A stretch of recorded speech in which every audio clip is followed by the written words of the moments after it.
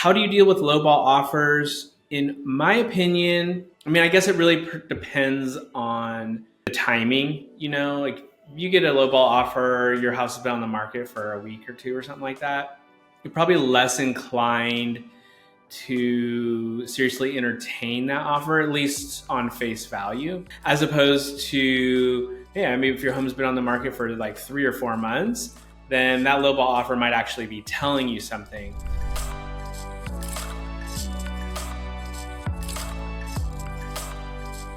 So let's break down these two scenarios a little bit deeper.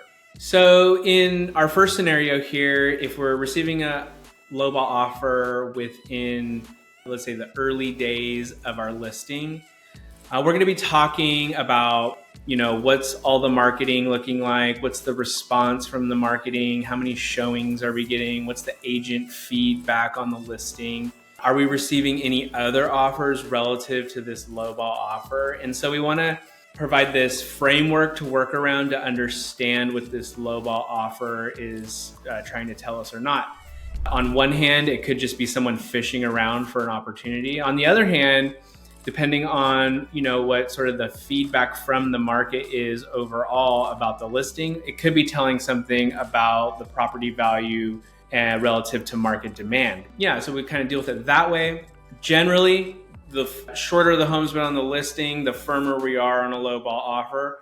In my experience, having sold hundreds of homes, I think when it comes to deciding if you're going to counter a lowball offer or not, and let's assume in this scenario that the home's just been on the market for a few days, few weeks kind of a thing, I'd say if you have no other offers, then you definitely counter that offer. It's probably going to be a pretty firm offer relative to the initial offer.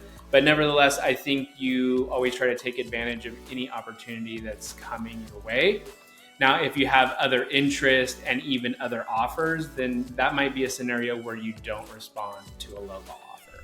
I would say if you're making a counter offer on a lowball offer and you're in a position or the advice is being given to you in such a way that you need to maybe trade off certain terms or other incentives for the buyer to move forward, to me, that sounds like the home was probably just overpriced or priced ahead of the market.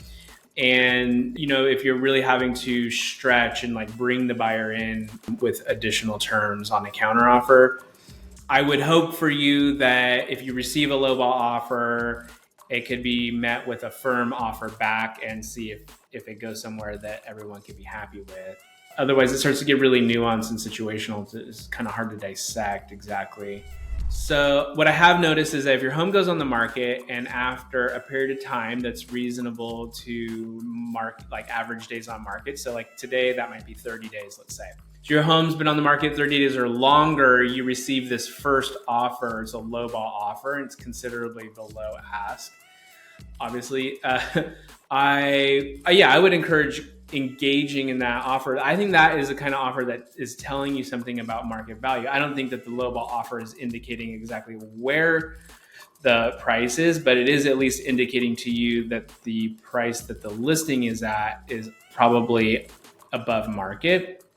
And of course, there's always nuance and exceptions to the rules. Sometimes you have really unique properties and or unique locations, things like that can influence that. But this is the interesting thing, I think, about real estate is that it is super nuanced and super complex, especially when it comes to negotiating these very important and specific opportunities, listing your home and receiving a lowball offer in this instance. And if you're the kind of person that appreciates a well-rounded understanding of, your listings performance and squaring that with your wants and needs and that might actually be there. So if that speaks to you, then we should talk about your goals around listing your home and your overall real estate needs. Of course, I'm Justin Vierra with the Vierra Group, and I look forward to talking to you. Thanks.